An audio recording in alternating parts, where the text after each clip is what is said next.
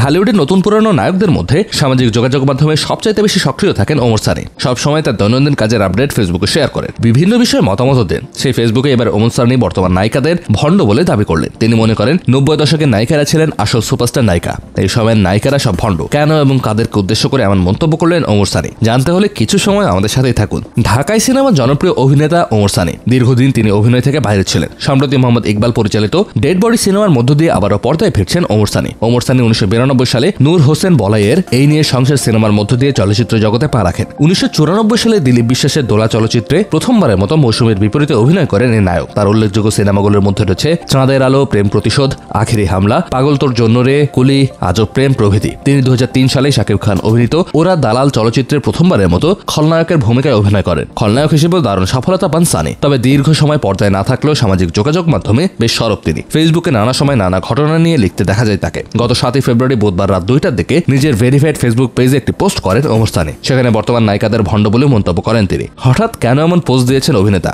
সে বিষয়ে স্পষ্ট কিছু জানা যায়নি। তবে সংরক্ষিত আসনে সংসদ সদস্য হতে ঠিক যখন নায়িকারা মনোনয়ন ফর্ম কিনছেন ঠিক তখনই এমন মন্তব্য স্পষ্ট করে দিল কাদেরকে তিনি ভণ্ড বলতে চাইছেন। গতকাল দ্বাদশ জাতীয় সংসদের সংরক্ষিত নারী আসনের জন্য দলীয় মনোনয়ন ফর্ম বিক্রি শুরু করে ক্ষমতাসীন আওয়ামী লীগ। সংরক্ষিত নারী আসনের জন্য এবার সবুজ অঙ্গনের অর্ধ ডজনেরও বেশি তারকা মনোনয়ন কিনেছেন। সেই ফেসবুকেরই পোস্টে ওমর সানি নিজেকে খুবই ভাগ্যবান বলে দাবি করেন, কারণ তিনি 90-এর দশকে এমন সব নায়িকাদের সঙ্গে কাজ করার সুযোগ পেয়েছেন যারা ছিলেন খুবই জনপ্রিয় এবং সুপারস্টার। ওমর সানির দাবি বর্তমান চলচ্চিত্রে সেই ধরনের কোনো নায়িকা বা অভিনেত্রী নেই। 90-এর দশককে তিনি বেস্ট বলে আখ্যায়িত করেছেন। আমি অনেক লাকি আমাদের সময় নায়িকা হিসেবে মৌসুমী, শাবনূর, চম্পা, দিতি, লিমা, অরুণা বিশ্বাস, শাহনাজ, পপি, পূর্ণিমা তাদেরকে পেয়েছি বেস্ট 90, কিন্তু এরপর স্টার সুপারস্টার কোনো নায়িকাই নেই। তারপর বাকি সব ভণ্ডামি। সানির এই পোস্টে মিশ্র প্রতিক্রিয়া দেখিয়েছেন তার ভক্ত শুভাকাঙ্ক্ষীরা। বর্তমান সময়ের অভিনেত্রী রাজদীপা লিখেছেন, ভাইয়া 90 আমাদের আইডল, তাদের দেখে মুগ্ধ হয়ে আমরা নায়িকা হতে এসেছি। কিন্তু ডিজিটাল যুগে ডিজিটাল সিনেমা, ভালো সাপোর্ট এবং হলের সংখ্যা কমে যাওয়াতে আজ আমাদের এই দুর্দশা। তার মধ্যে যে হারে পলিটিক্স হয়, যেই সিনেমা আসুক না কেন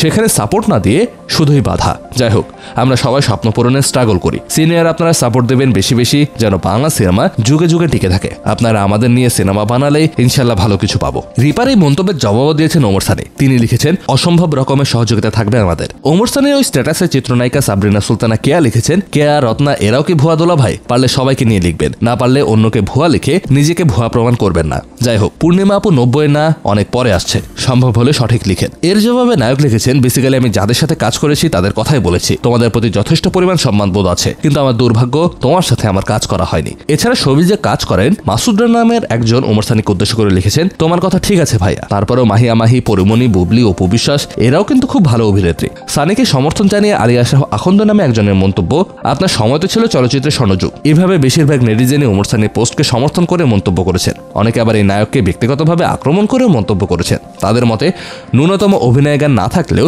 নিজেকে নায়ক দাবি করেন ওমর সানি, যদিও সেসব কোনো জবাব তিনি দেননি।